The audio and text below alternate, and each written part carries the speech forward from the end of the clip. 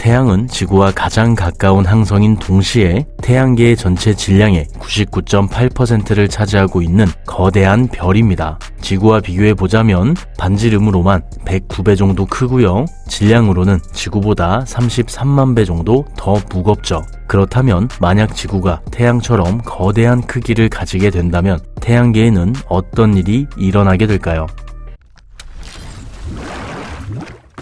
먼저 지구가 태양과 같은 크기를 가지게 된다면 지구는 태양의 4배 정도 되는 질량을 가지게 될 겁니다. 지구는 태양과 달리 고체인 암석으로 이루어진 행성으로 기체인 가스 덩어리로 이루어진 태양보다 밀도가 높죠. 그래서 지구가 태양과 같은 크기를 가지게 되면 지구는 태양보다 밀도가 더 높기 때문에 자연스럽게 더 무거워지게 됩니다. 그리고 이로 인해 태양은 지구의 주변을 공전하게 되죠. 그렇다면 다른 행성들은 어떨까요? 태양계의 행성들은 지구의 중력에 이끌려 지구로 다가오게 될 겁니다. 하지만 이 과정에서 행성들의 속력이 빨라져 모두 깨끗하게 태양계 밖으로 튕겨나가게 되죠. 그래서 태양계에는 단 하나의 행성도 남아있지 않게 될 겁니다. 물론 단 하나의 예외가 있다면 행성은 아니지만 다른 지구와 충돌해 지구의 일부가 되죠. 하지만 진짜 변화는 따로 있습니다. 태양보다 4배 정도 무거워진 지구의 중심에선 엄청난 압력으로 인해 핵융합 반응이 일어나게 되는데요. 이로 인해 지구는 하나의 거대한 항성으로 변하게 될 겁니다. 하지만 항성으로 변한 지구의 수명은 굉장히 짧죠.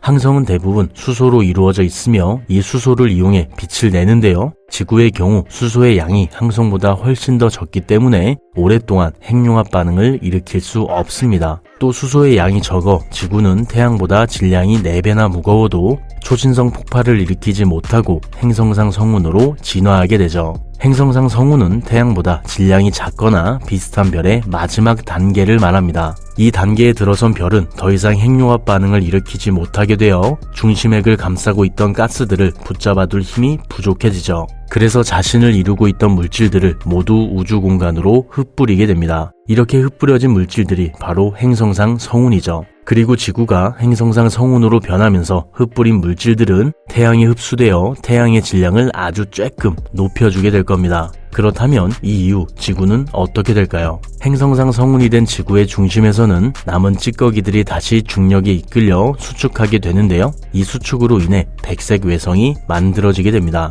백색 외성은 밀도가 아주 높은 항성으로 만약 여러분이 백색 외성을 1티스푼 정도 뜰 수 있다면 약 24,000kg의 물질을 이 숟가락 안에 담을 수 있죠. 언더아머 찢어지겠죠? 그리고 이렇게 지구가 백색 외성으로 변하게 되면 태양계에도 어느 정도 평화로운 시기가 시작됩니다. 하지만 이 평화도 태양이 적색 거성으로 변하며 끝나게 되죠. 적색 거성으로 크게 부풀어 오른 태양은 자연스럽게 지구에게 질량을 뺏기게 되는데요. 이로 인해 지구는 다시 핵융합을 시작할 수 있게 됩니다. 하지만 이 시기도 오래가지 않아 또 끝나게 되죠.